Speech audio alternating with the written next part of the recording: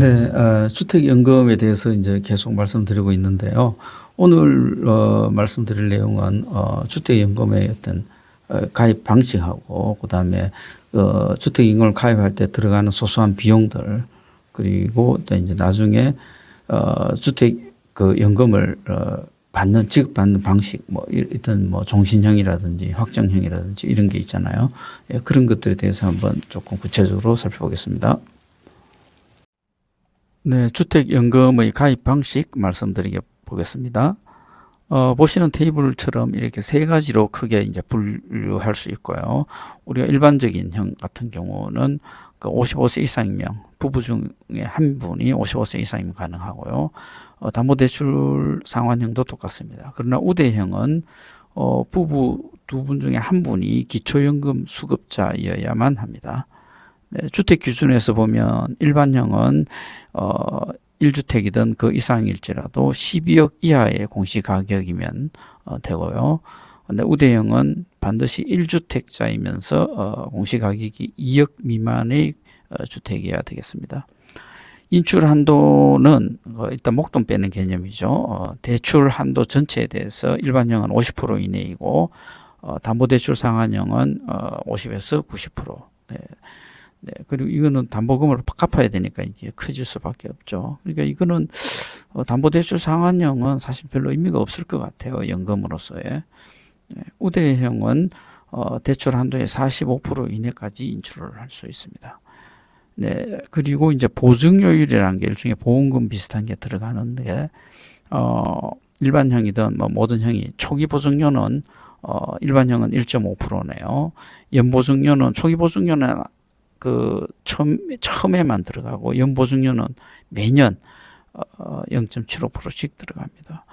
담보대출 상환형은 초기 보증료는 조금 작지만 연보증료는 더 올라가네요. 우대형은 네, 초기 보증료는 1.5, 연보증료 0.75% 거의 같습니다.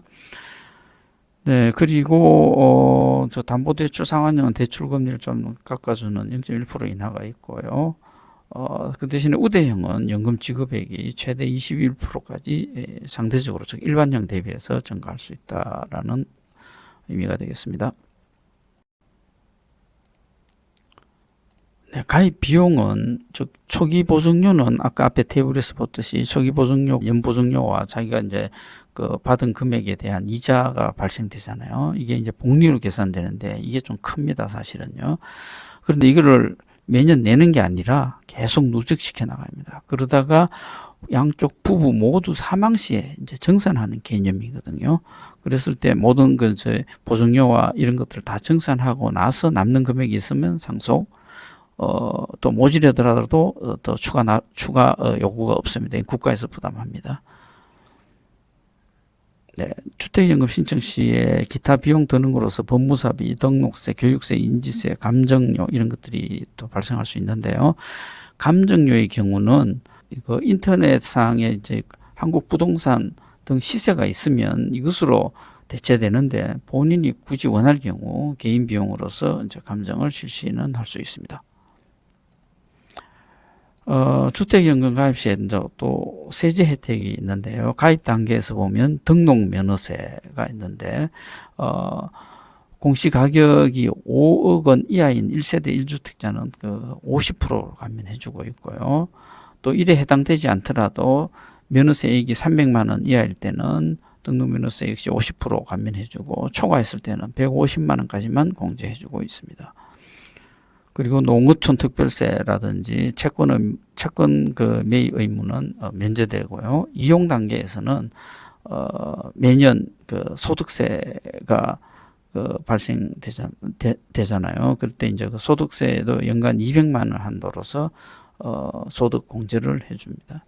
재산세에 있어서도 가입주택이 5억 원 이하일 때는 25% 감면, 그 초과했을 때는 5억 원까지 기준 재산세만 이제 부과를 합니다.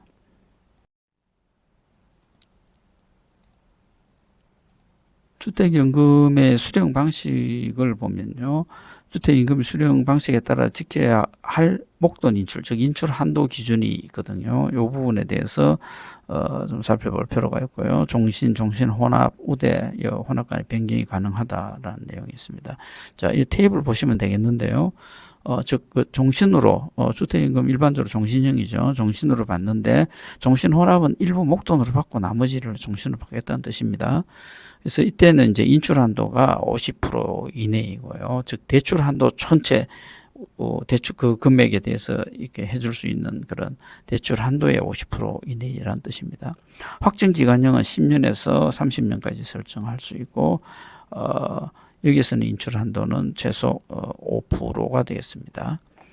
그리고 대출 상환형은 앞에서 보셨다시피 이제 50에서 80%고, 우대형은 우대형에서 이제 종신이 있을 수 있고 혼합이 있을 수 있겠죠. 즉 일부 인출한다는 뜻입니다. 목돈으로 역시 45% 이내로 규정하고 있습니다. 자, 간단히 다시 요약하면요. 가입 방식은 주택연금의 이제 일반형, 담보상환형, 그리고 우대형 이렇게 세 가지가 있고요. 가입 비용은 기타 비용은 처음에 정산을 해야 되고요. 보증과 이자는 사후 정산 개념입니다. 모든 양쪽 그 부부가 모두 사망 시에 이게 과연 이 주택에 대해서 잔액이 있냐 없냐를 따질 때 이제 연보증료와 이자를 계산합니다. 세제 혜택으로서도 이제 등록세에도 50% 감면이 있었고요. 소득공제도 있었고, 수령 방식은 종신, 확정형, 대출형, 우대형 등등이 있었습니다. 네, 오른쪽 사진은 제가 한때 또 사진을 좀 좋아했었는데요. 아직도 오래전입니다. 예, 목벽에가 너무 특이해서 한번 찍어봤습니다. 이때만 해도 뭡니까, 초상권 이런 게 없어서 좀 자유롭게 찍었는데, 요즘은 사람인데 카메라를 줄 때 대지 못하죠. 초상권 문제로. 네.